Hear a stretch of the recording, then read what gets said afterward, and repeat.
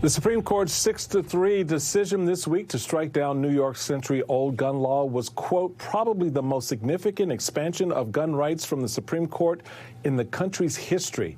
That's according to our next guest, Michael Waldman, the author of The Second Amendment, a biography, which was cited in Justice Stephen Breyer's dissent.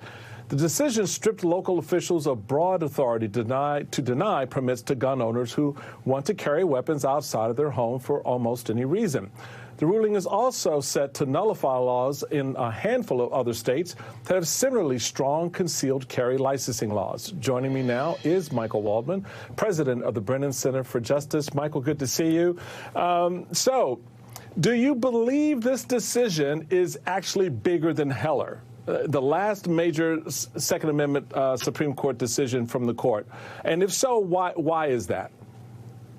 Well, I think it likely will be, because Heller was the very first time the Supreme Court ever said that the Second Amendment protects an individual right to gun ownership. It was only in 2008. It was recent, but it spoke about protecting hearth and home. This, of course, strikes down New York's law. And as a New Yorker, I'm not thrilled about the many more guns that will be carried in a crowded place. When the Second Amendment was ratified, there were 33,000 people living in New York. Now there are 8.8 million. But the implications and why I think it's such a big deal go well beyond this particular law.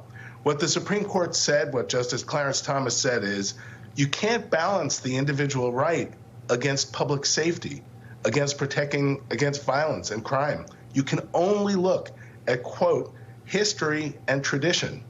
And what this means is that the NRA and other gun rights advocates are going to be able to go into court and challenge hundreds of gun laws that have been upheld by the courts and say you did it wrong.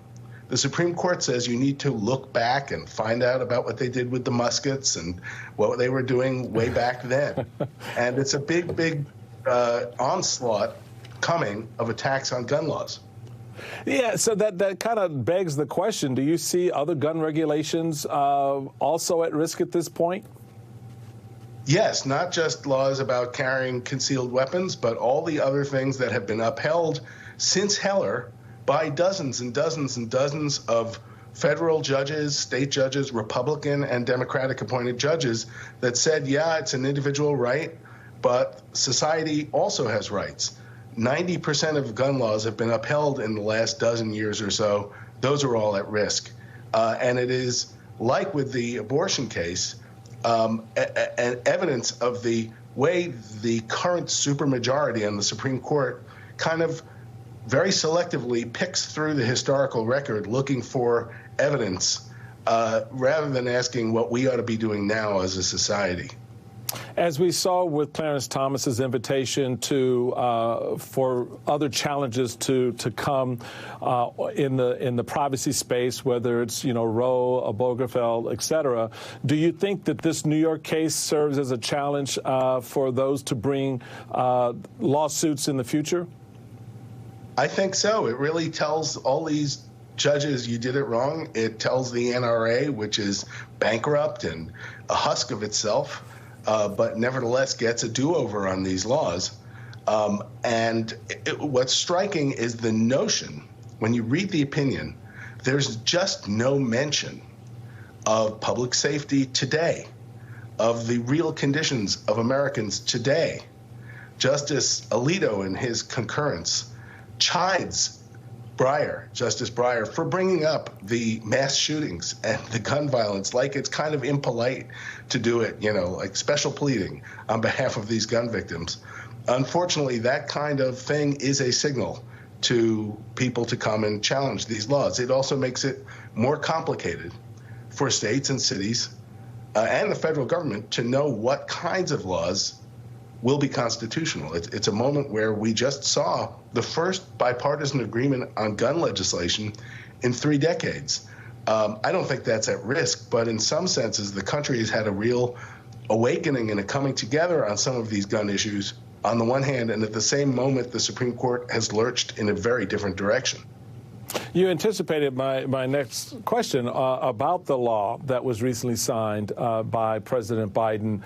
You don't see that at risk, but is that because it's not as threatening to the gun community, or why is there less risk with that law as signed by the president? Well, mostly it's not about regulation of guns as much as funding for mental health and things like that, although certainly issues like red flag laws, which say that somebody who has mental health, violent tendencies, or domestic violence or other things can have their guns taken away, you will see people saying, oh, that violates their sacred right to keep and bear arms. But generally speaking, the way the law was written, it's less about gun regulation than about investing in other things.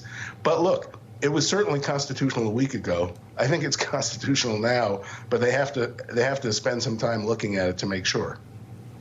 Michael Waldman, stick around. I've got to ask you about another Supreme Court case right after a quick break.